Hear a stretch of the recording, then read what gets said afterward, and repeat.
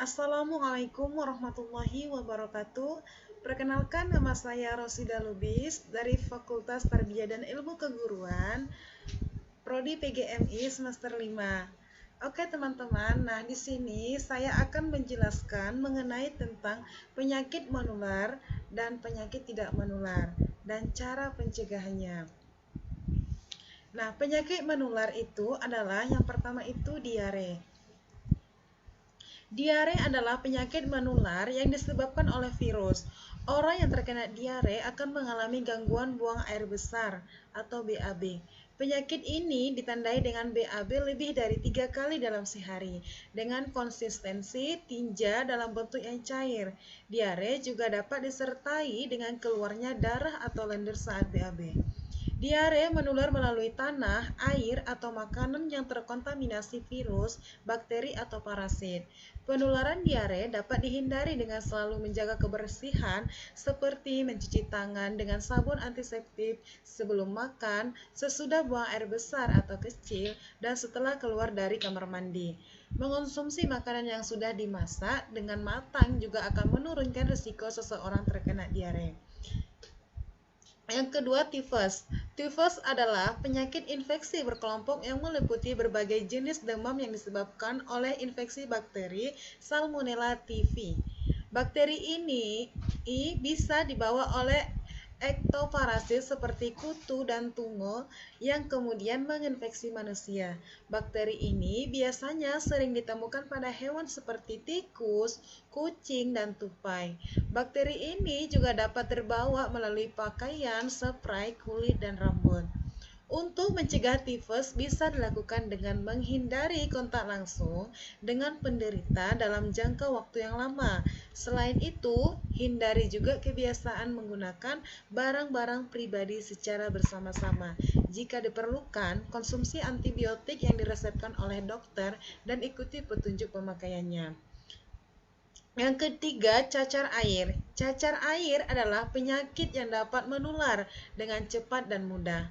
Namun, pada umumnya cacar air hanya akan menyerang pada anak-anak, tapi tidak menutup kemungkinan orang dewasa juga akan mengalami hal ini. Cacar air dapat dicegah dengan melakukan vaksinasi. Pemberian vaksin ini dilakukan agar orang terhindar dari risiko tertular virus cacar air atau menularkan cacar air kepada orang lain. Pencegahan lain yang juga perlu dilakukan adalah mengisolasi penderita cacar air dari tempat-tempat umum agar tidak menyebarkan kepada orang lain. Nah, pembahasan yang kedua mengenai tentang penyakit tidak menular dan cara pencegahannya. Penyakit tidak menular atau PTM adalah penyakit yang tidak menular dan bukan disebabkan oleh penularan vektor, virus, atau bakteri, namun lebih banyak disebabkan oleh perilaku dan gaya hidup. Penyakit yang tidak menular langsung dari satu orang ke orang lain. Dominasi masalah kesehatan di masyarakat saat ini mulai bergeser dari penyakit menular ke arah penyakit tidak menular. Penyebab kematian utama penduduk semua golongan umur pada saat ini disebabkan oleh PTM secara berurutan, yaitu stroke, hipertensi, diabetes mellitus, tumor ganas atau kanker, penyakit jantung dan pernapasan kronik. Nah, adapun jenis penyakit tidak menular berdasarkan sistem dan organ tubuh. Yang pertama itu penyakit keganasan, misalnya itu kanker. Yang kedua, penyakit endokrin, nutrisi dan metabolik. Yang ketiga, penyakit sistem saraf. Yang keempat, penyakit sistem pernafasan. Yang kelima, penyakit sistem sirkulasi. Yang keenam, penyakit mata dan adneksa. Yang ketujuh, penyakit telinga dan mastoid. Yang kedelapan, penyakit kulit dan jaringan subkutenus. Yang kesembilan, penyakit sistem muskuloskeletal dan jaringan penyambung. Yang kesepuluh, penyakit sistem genitourinaria. Yang ke-11, penyakit gangguan mental dan perilaku. Yang ke-12, penyakit kelainan darah dan gangguan pembentukan organ darah. Jenis PTM atau penyakit tidak menular berdasarkan urgensinya di Indonesia. Obesitas, kelebihan berat badan dari berat badan ideal. Diabetes, penyakit gangguan metabolik menahun akibat pankreas tidak memproduksi cukup insulin atau tubuh tidak dapat menggunakan insulin yang diproduksi secara efektif. Stroke, kondisi ketiga pasokan darah ke otak terputus akibat penyumbatan atau pecahnya pembuluh darah di otak, sehingga terjadi kematian sel-sel pada sebagian area di otak. Penyakit jantung, jantung koroner terjadi penyumbatan aliran darah pada arteri koroner. Hipertensi, peningkatan tekanan darah yang dapat menimbulkan kerusakan pada organ lain, ginjal atau gagal ginjal, jantung atau penyakit jantung koroner, dan otak atau menyebabkan stroke. Kanker payudara, adanya tumor ganas yang tumbuh di dalam jaringan payudara.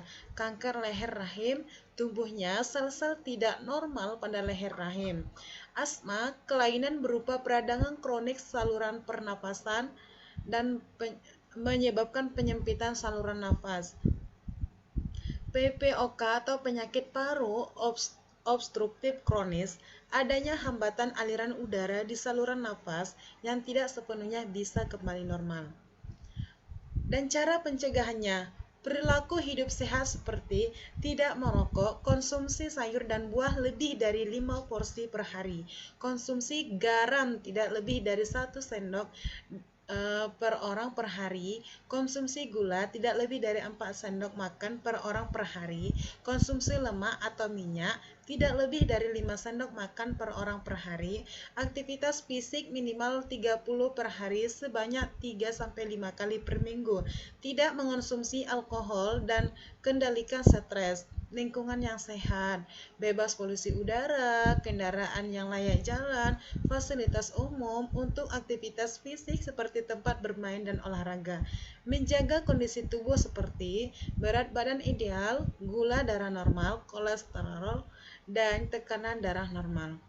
Pengendalian faktor risiko dengan menerapkan perilaku cerdik, yaitu cek kondisi kesehatan secara berkala, enyaka asap rokok, rajin aktivitas fisik, diet sehat dengan kalori seimbang, istirahat yang cukup, kendalikan stres. Oke teman-teman, sampai di sini presentasi yang dapat saya sampaikan. Kurang lebihnya saya mohon maaf. Wabillahi taufiq wal hidayah. Wassalamualaikum warahmatullahi wabarakatuh.